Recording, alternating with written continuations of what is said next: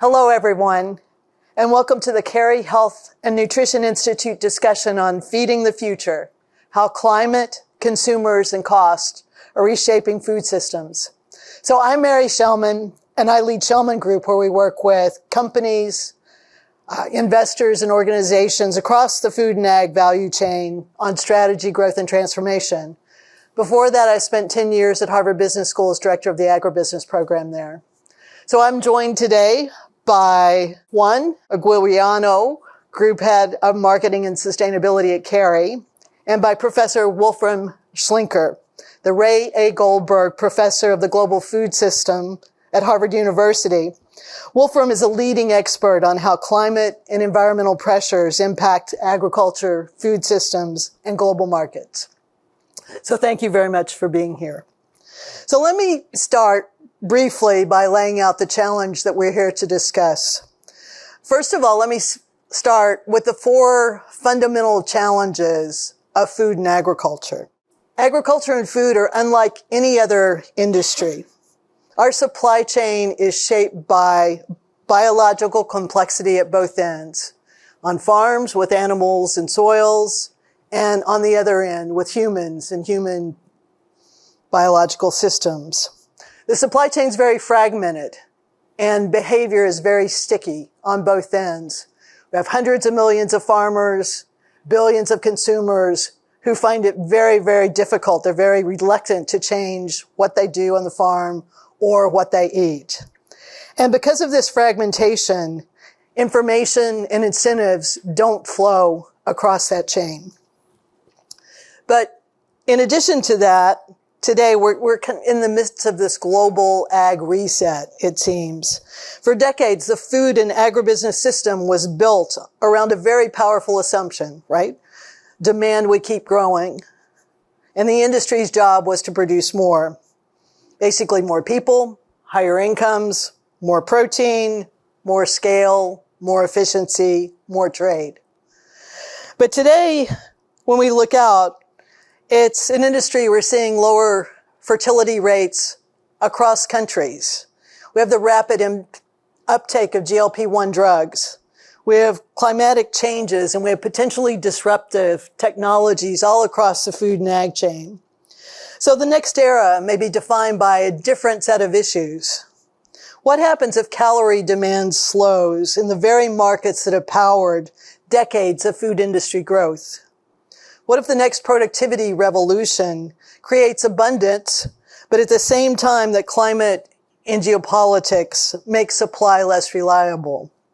What if the highest value supply isn't the one that's the lowest cost, but it's the most assured?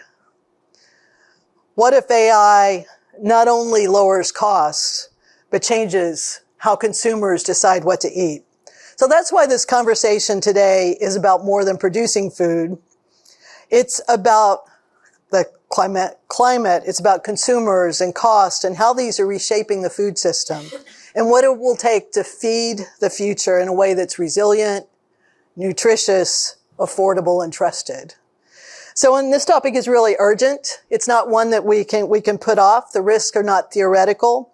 We're already showing up in farmer economics and viability, financial viability, and commodity prices, in supply security and consumer expectations, and in boardroom conversations. So Wolfram, I want to start with you, and I want to talk about the system itself. How exposed is our food system today in climate, the environment, and geopolitical shocks? Are we more fragile than we think? Thanks, Mary. Thanks for having me, and very good question. So my own work is mostly focused on four basic staple commodities like maize, or as we call them in the US, corn, wheat, rice, and soybeans. Those four account for about 2/3 of the calories that we humans consume. And for those four, we have a very well integrated global market, at least among the big bread baskets. Africa is kind of siloed off from them. Their prices tend to differ from the world price. But so anything that happens in the bigger bread baskets basically has global repercussions. So as you mentioned earlier, so on the upside, what's really good is the market is highly efficient. Prices are at historic lows in inflation-adjusted terms.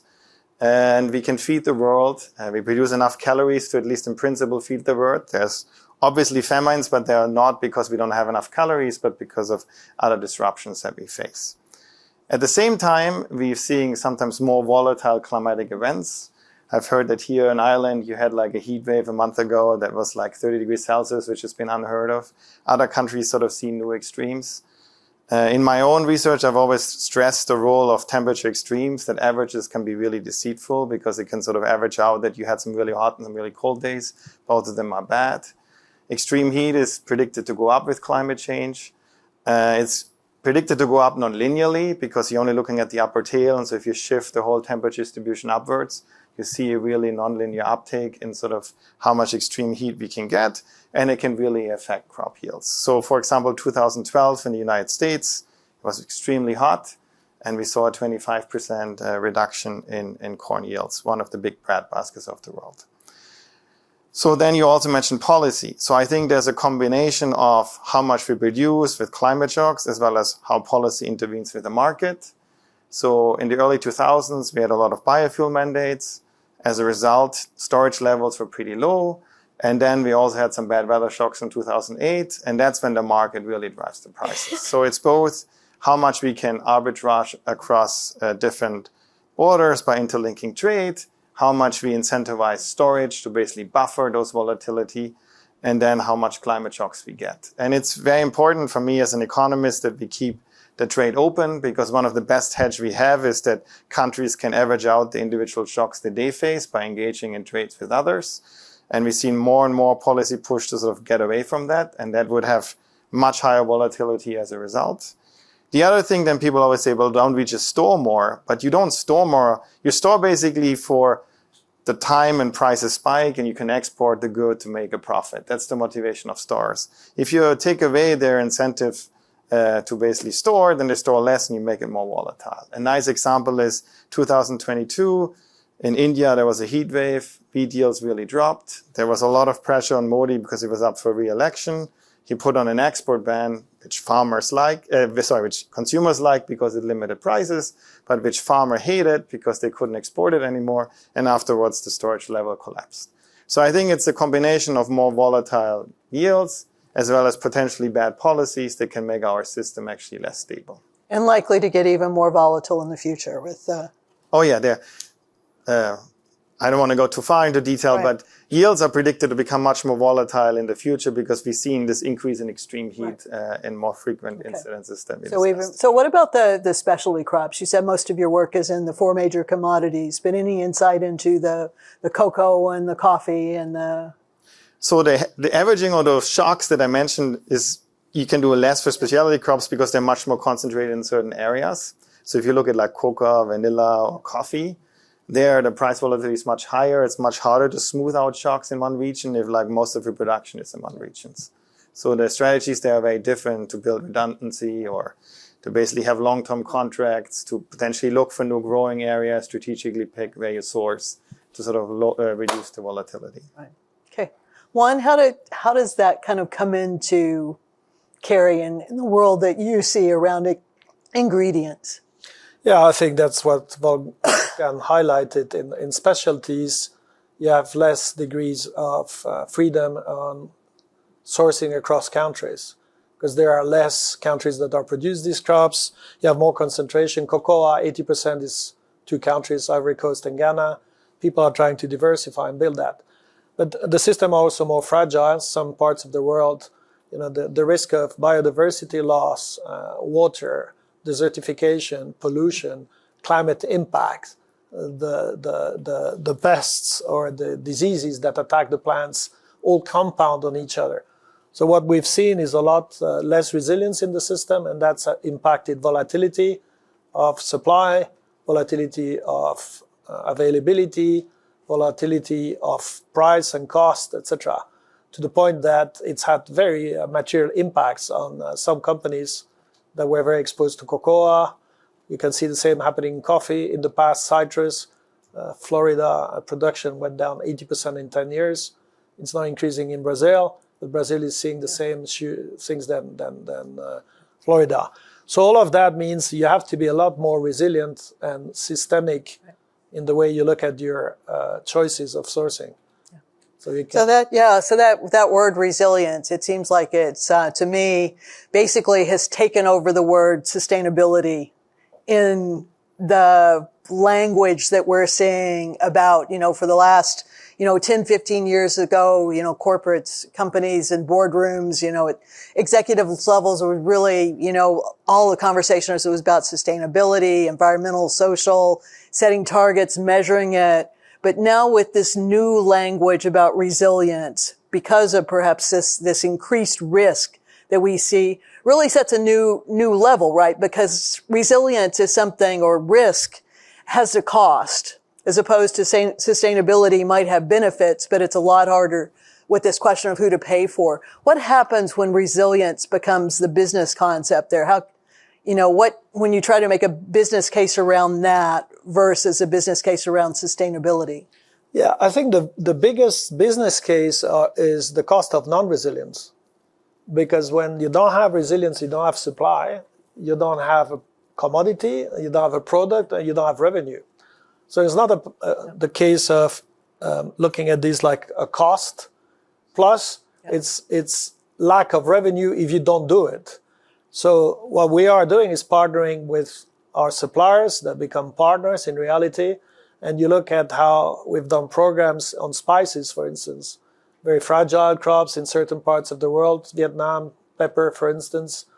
And so you create long-term contracts, as we talked.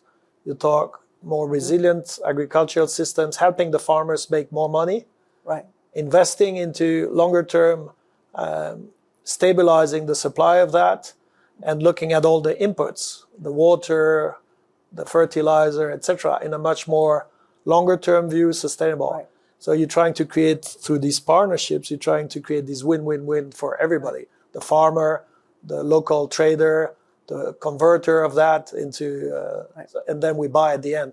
We sometimes are 3, 4, 5 steps remote from the origin of the farm. But you need to organize the long chains. Right, yeah. So it's moving from this transactional approach because of this risk thing to a much more coordinated, whether it's probably not a vertically integrated supply chain because that's very expensive, but a more virtually coordinated supply chain in order to handle these, what are now clear costs of the shocks in the systems. Because another thing that happens, you talked about, well, you don't have revenue, you don't have, product to sell, but that business disruption, once you lose a customer, it's very hard to get them back again. So, that's kind of an unexpected cost of being out of supply in that space.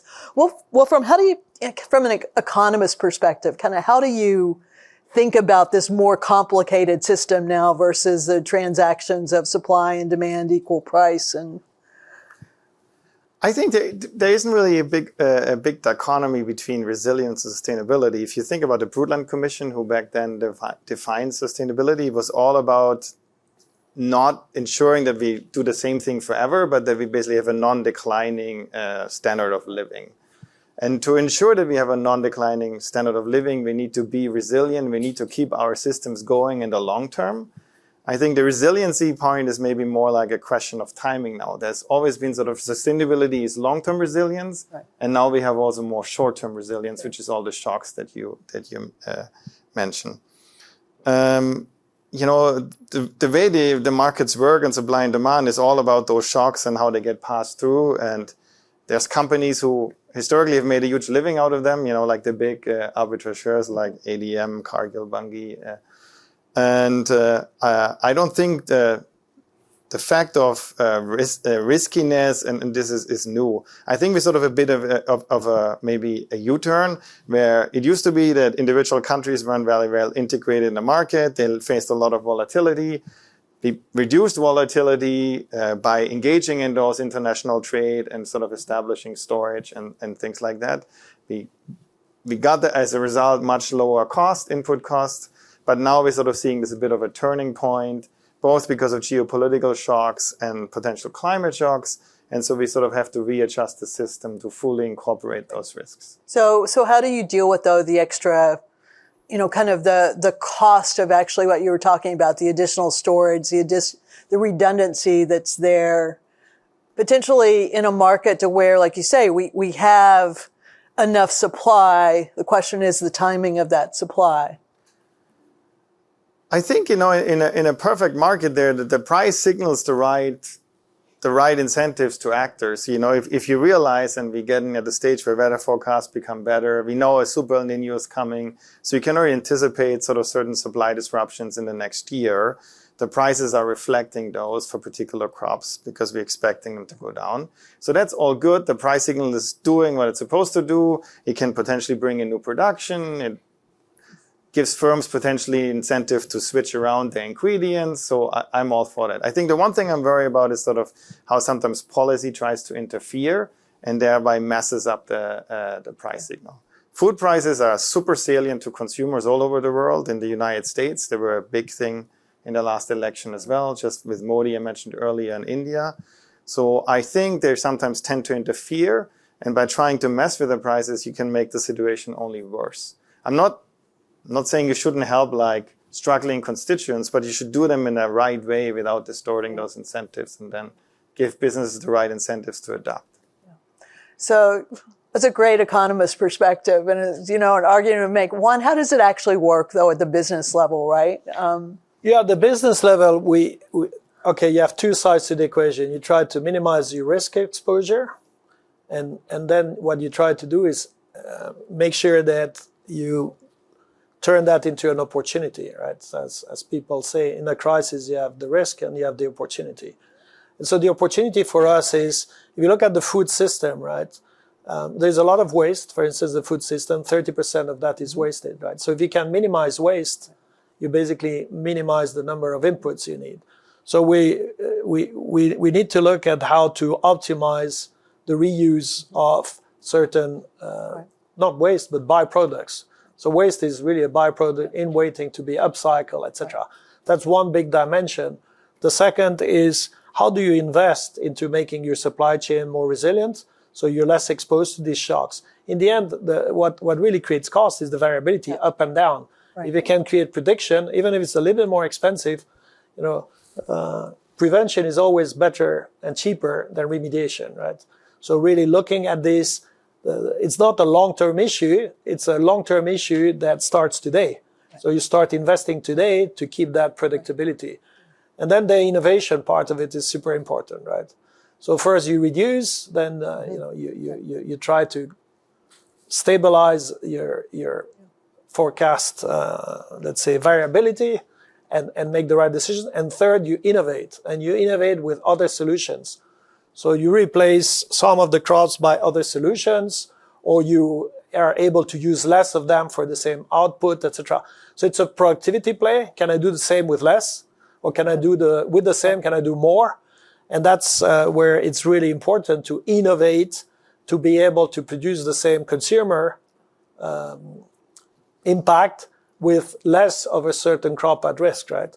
And now that's more complicated, but there's a lot of innovation happening in the industry into doing that, right? So it's reducing the risk, sugar, salt, fats, etc.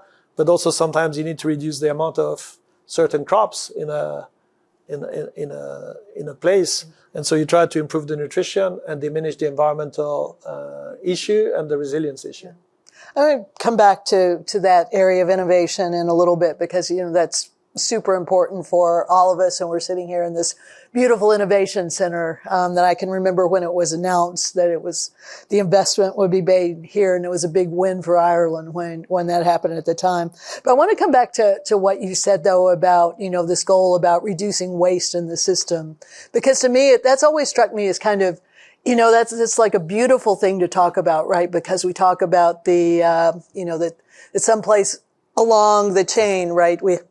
40% of food is wasted, depends on where you are in the world, if that waste happens on the farm or across the supply chain, or, in the case of the U.S., probably in consumers' households, right, in the refrigerator, when you don't get to use something.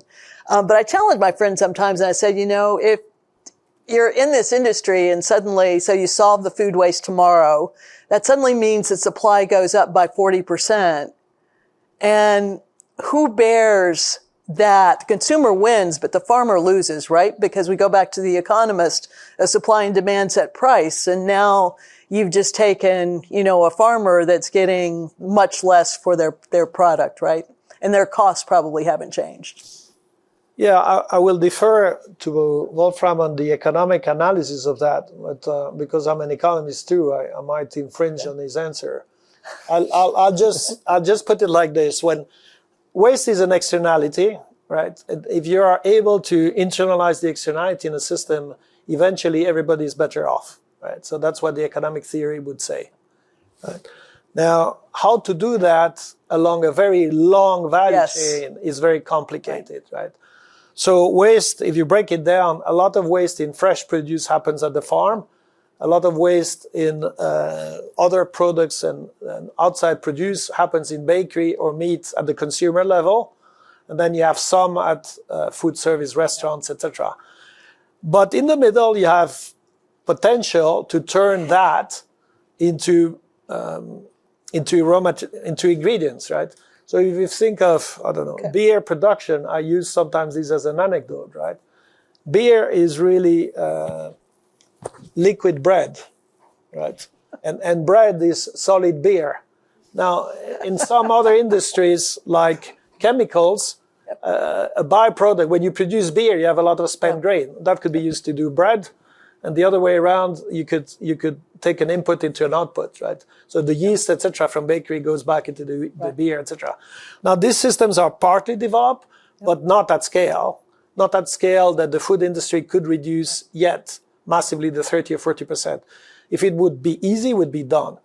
Because the economic cost of waste is, depending on the estimates, is 1.5 to 2 trillion.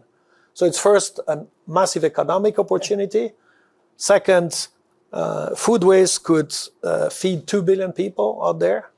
And the third one is, if food waste was a country, right, it would be the third largest emitter of carbon. Interesting. Yeah, I mean, let me follow up. Juan made some very important points. I think it sort of nicely bridges back to the first point we made on resilience. I think some food waste is required if you want a resilient system, because the whole point is that we do have weather uncertainty. We've been tremendously good at raising average yields. We've been much less good about making sort of the volatility go away with the green revolution. And so if you want resiliency, you gotta be willing to encounter some waste. Now, Juan made a really important point is that can you then, before something goes to spoilage, can you redirect it to another channel? I mean, there's really interesting ideas how you can do compost to then feed, there's black soldier flies that several have used and then use them as a protein. They feed on the compost. There's also like a cost issue, like in a lot of developing countries where it's hot and humid. They lose a lot, as Juan said, right, where they grow it. Now, it would be ideal if they had more refrigeration or other things, but that's just costly. It's a capital. So it's sort of, you lose some through waste, which I fully agree, and there should be the goal to reduce it. But sometimes reducing that waste comes at a cost too. And so you have to sort of understand that people use. So we should look for new innovations and sort of making storage or preservation better and more cost effective. And also at the consumption level, if you go to the supermarket, you run out of certain product. If the supermarket runs out of certain products, you're not happy as a consumer, so they overstock certain things, which leads to waste again. So again, it's very hard to plan. I mean, potentially there are sort of arbitrage opportunities that if you use AI to sort of order your food bill in advance, which more and more people do, that there's more predictability in the system. And whenever there's more predictability in the system, then you can really start getting rid of the redundancy, and that also then reduces the waste. So it gets in a bit this predictability, right, and being able to do a better job forecasting demand. So many things are actually, from a consumption standpoint, are actually weather related, right? It's kind of cold and cloudy outside today, right? Do I have a soup for lunch or do I eat a salad for lunch? Is a bit based on that, and so that's a real-time decision, in that piece of it. Wolfram, you started out, kind of talking about the fact that we have enough calories in the world, we've solved that problem. I think if we look forward, right, with the demand outlook that we have now, again, looking at fertility rates, looking at GLP-1s, looking at, income maybe not developing as fast as we have. We've got a calorie-ish problem solved, but so much today we talk more about nutrition. And, one of the, important themes here at Kerry Health and Nutrition Institute is that nature and nutrition, they're not separate agendas. That you're not just producing calories in agriculture, you're producing nutrition. And that's a different view of that outcome. But that science isn't simple. And you've already talked about some trade-offs around it. Can you talk about some others that might exist? I'm thinking maybe around regen ag or... So yeah, I mean, there's a lot of research that malnutrition is sort of overtaking undernutrition. Yeah. So it's definitely a huge issue. There's different, again, it's very different across the globe. And in some parts of the world, there's still a huge lack of micronutrients. And so sometimes we can fortify foods. Other times it's just that we overconsume calories even, and it would be even good to sort of reduce our consumption a bit. I think there's really innovative ways that firms can do to sort of deliver healthier products without sort of losing convenience, affordability, and other things. I think, Kerry's been really involved in that as well. I think on the one hand, it's hard to change people's taste. There's often cultural attachments to eating particular foods. But if you get people, especially when they're young, then you can change them and things change and companies need to adapt. And there's also growth opportunities. So Juan pandered shamelessly to the audience with this beer example earlier. But I think I just read that non-alcoholic beer is now the second biggest beer category. It's the only thing that's growing. It grew like 9%, while overall beer consumption went down by 1%. So there are sort of consumption shifts towards sort of different diets. And for the people who do malt, they still have business opportunities, but they're now basically creating beers that still have good tastes. I mean, the taste of non-alcoholic beer has become so much better over the last couple of years relative to what it used to be. So there is sort of one example how a growth market can exist even in the face of changing qualities. Yeah. Now, you specifically asked about trade-offs. And so for regen ag, it's a rare case where there might be a win-win in the sense that the idea of regen is that you basically reduce inputs. You still might get maybe slight lower yield, but farmers get higher profits. You preserve the soil for the future. You make it more resilient. And by growing it differently, you can also potentially reduce the health impact. So I think it's one of the few examples where we might actually have a rare win-win-win. The reason why we're not implementing it is, I think, by oftentimes we focus on the short term. And you mentioned earlier how farmers have been doing things for a certain way for sort of, they said, this worked for me, why would I want to switch?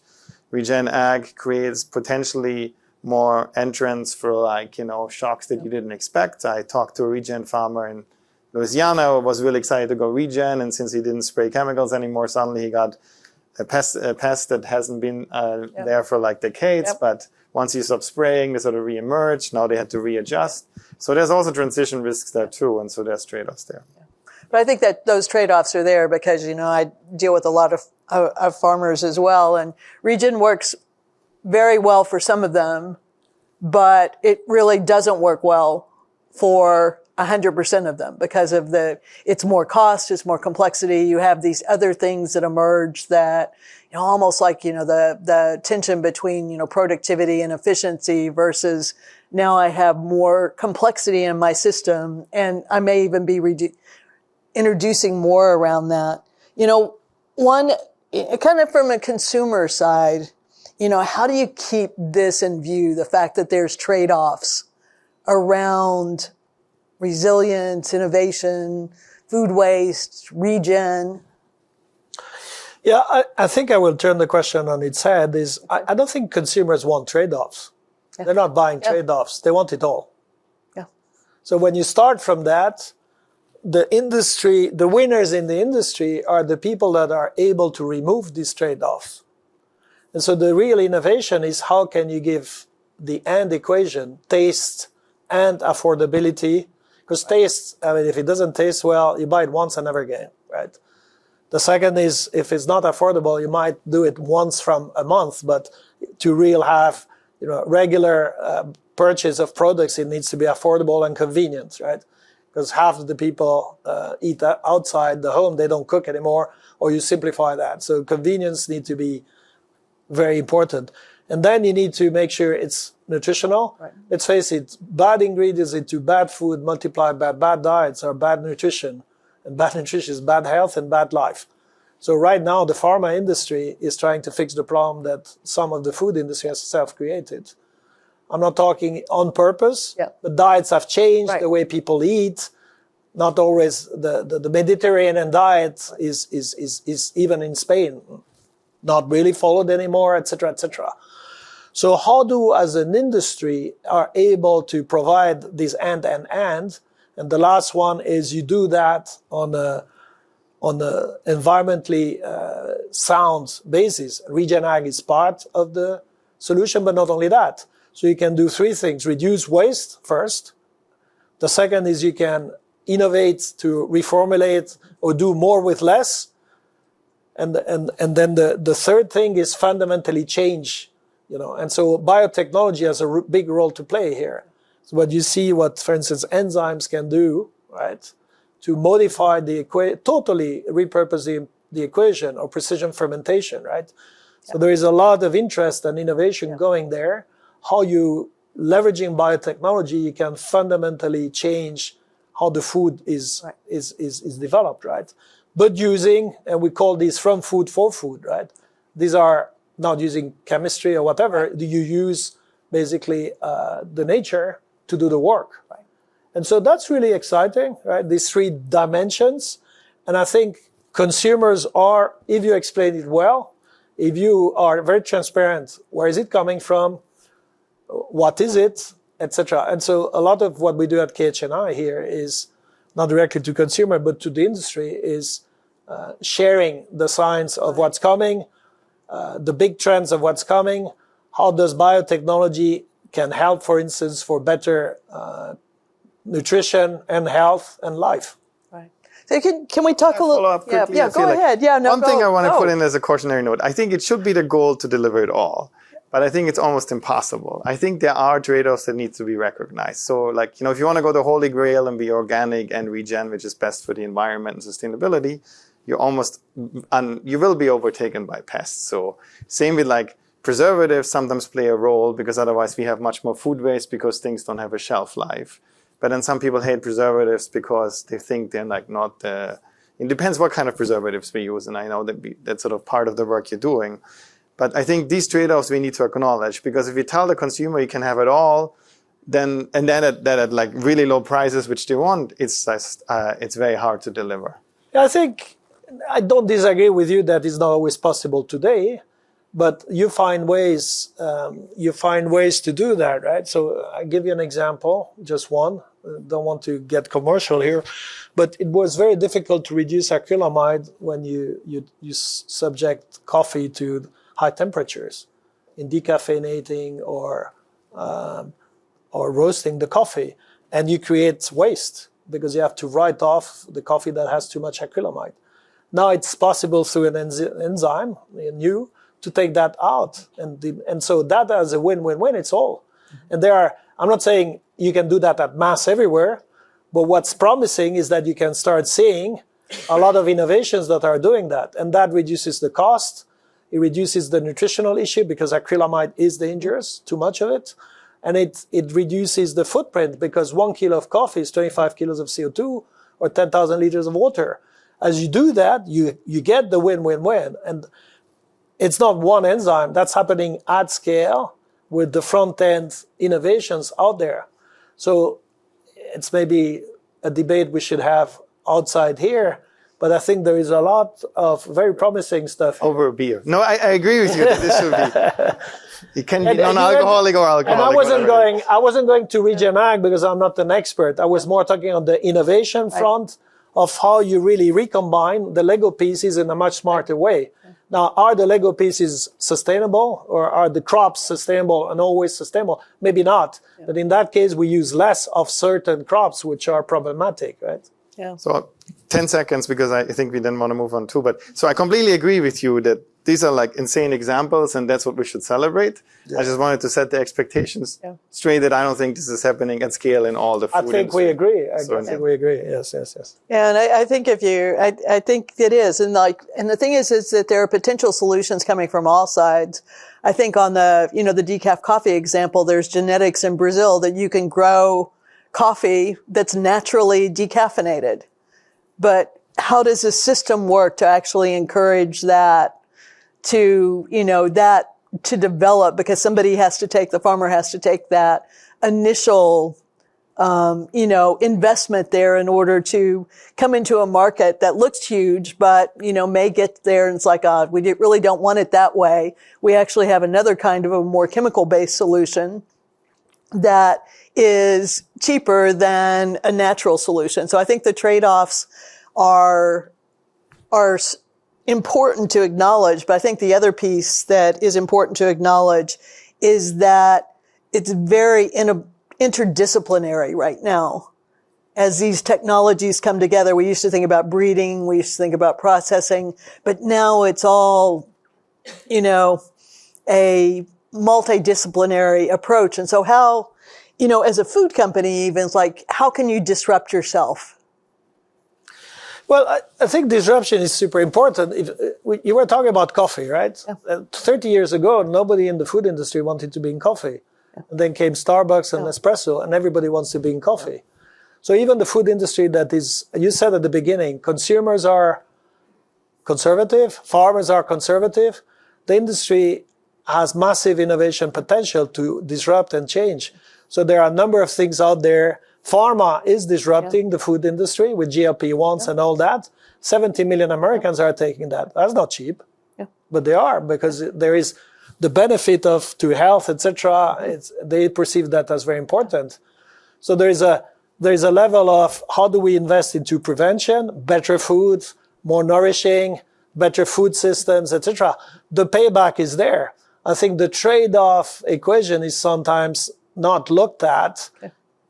Including all of the benefits in the economic calculation. And we have these debates in other industries. It took a while for the car industry to move, but China just showed the example, and now it's difficult to find a non-electric car in China. And you start seeing this happening industry after industry. I don't think food is, and maybe some of my colleagues might disagree, but it's not particularly innovative into these systemic innovations. So kind of when we think about innovation now and disruption, I mean, AI is everywhere, right? You can't turn around at all level, personal productivity wise, across specific, use cases, ingredient discovery. But what's the role for AI in data? Wolf, you live in a world of data. It's like, how can it help us? And what are the big application points? So I think going back to what you mentioned earlier, like what we discussed, is it can potentially help you reduce your redundancy if you can make things more predictable. Mm-hmm. So we get better forecasts on like the supply chain. You can track the supply chain better.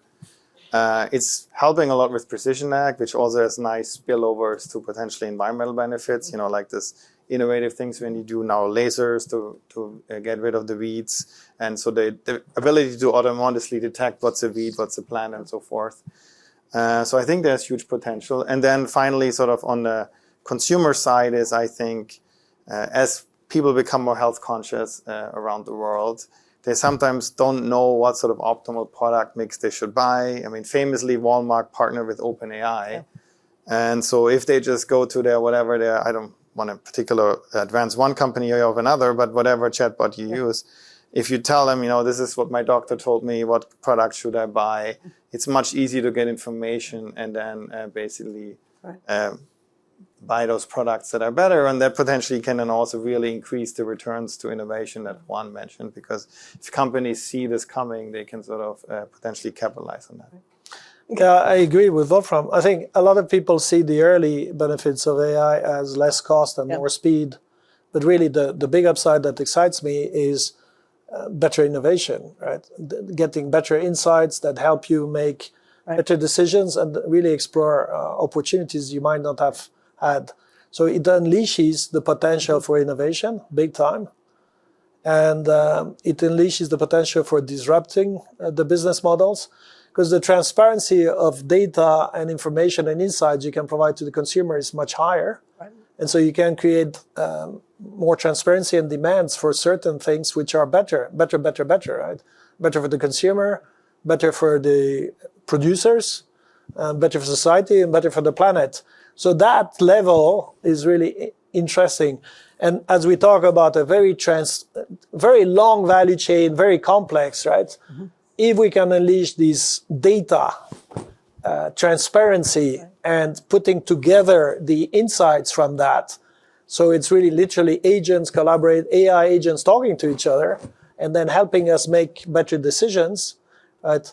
When you see self-driving cars, right, and you say, well, there's a lot of self stuff that could be done on self-discovery, new formulations, new innovations, new ideas, etc.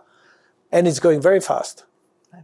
Yeah, I think it's, it's fascinating there in that space. One opportunity that I see is, as you said, kind of removes with the transparency, kind of reduces the power of brands, right? Just the companies that are able to afford the marketing spend that, positions them in the food system in a different way versus my product is actually better. And if I can have now that information, that science-backed information, now, your chatbot picks it up and it can get to you, as opposed to it's kind of covered up by nobody really wants to see it. And if you're in the supermarket, it's who's on the end cap. Oh, who's in your face, who's advertising in your face. So hopefully a democratization. I do see kind of an interesting situation that we could actually have so much innovation coming in terms of new formulations, ingredient discoveries, that the consumer could get confused, and we've got a huge fragmentation around it. Could also happen at the farmer end, right? With new advice, new genetics, new crop protection, new biologicals. There's only so much that you can actually deal with and make decisions in that space. So how do we kind of navigate without, and still keep some level of, economic viability? I think there's a difference between intelligence and judgment. And so intelligence is what AI gives you, which is a lot of data, insights, and potential choices. And judgment needs to come in and brings other things like ethics and experience. And what do you do with all that intelligence? And where do you go for potential impact? Because I would say when internet was invented, right, there's a lot of good stuff that came from it, but also came, nobody predicted Cristiano Ronaldo having 1 billion followers, or Kardashian building an empire on that, or social networks, etc. So on anything, there's always two sides to it, right? So I think the judgment of what do we do with all that available is not easy to answer. It's a big debate out there, and I'm not going to go to the politics of this, but it's a real debate that society will have to come. Now, the speed at which this is happening, that debate is usually much slower than technology, right? So I'm a boomer, like my daughter say. She studied AI, so we have some very healthy debates at home about what's going to be the unintended consequences of AI. Not only for the food industry, for society in general. But in food, the potential is huge, but there are some watch points too, right? And I highlighted some of it. Exactly. I just want to echo what you said, and I think it's sort of, the question is that you might decrease market power by having information more available, like with the evolution of the internet, as you said. But at the same time, you might establish new monopolies and brand power, which is now the agent, right? Because if in the end, one or two of the big AI firms win out, they basically control what you recommend to your constituents. And so they could potentially capitalize on that too. Like, in Google, you're on the top, you have to pay for a sponsored link. So one of them might just advise you to buy a particular product. And so, you might be innovative, but it might be who then holds this information to get you the access. So there's both a positive spin, where we democratize information and people learn a lot, and small firms can thrive, innovation can thrive. And there's a more dire view just of like market concentration, and we just need to be careful that we end up in the good and not in the bad one. So as you can see, this is a super exciting time, but also a complex time with the increased risks, the increased opportunities around it, I think. So I was fortunate enough. So Wolfram is the Ray A. Goldberg professor. I was fortunate enough to be a student of Ray Goldberg. He was at Harvard Business School, basically created the term agribusiness. and really was the father of so much in terms of how we think about kind of value chains being coordinated. And Ray would always say there's no global secretary of agriculture. And it really comes down to leadership, and that comes down to company leadership and individual leadership. And he would start every single case discussion or session just kind of leaning over and saying, what would you do? So I guess, Wolf, my question to you is kind of what would you say as the Ray Goldberg professor, what would you say to companies? This is what you should do in terms of being actions or, behavior changes. I'm going to slightly rephrase your question. I don't want to say what every company should do, because I like that there's competition and firms innovate and they're creative. I think one thing that Ray always stressed is the interconnectedness on the system. And since our discussion today was climate and sort of shifting dietary patterns, the pleasure I have with this Global Food Systems program is to have different fields involved. And give you one concrete example. A lot of people think we need to preserve the environment. If you talk to an evolutionary biologist, there isn't really anything like a stationary state. If one predator goes up, the prey declines, another prey goes. And so similar now with the climate and our shifts in diets, we're constantly in a state of disruption. So I think the firm should embrace that, see the opportunities in that, and don't think like I have a stable thing and I stick with it. And that's not going to go well going forward. Yeah, I fully agree. Leaders need to lead, right? And so to lead sometimes is a bit of a scary, but what needs to guide that is good science, right? Making sure you leverage good science to make things better.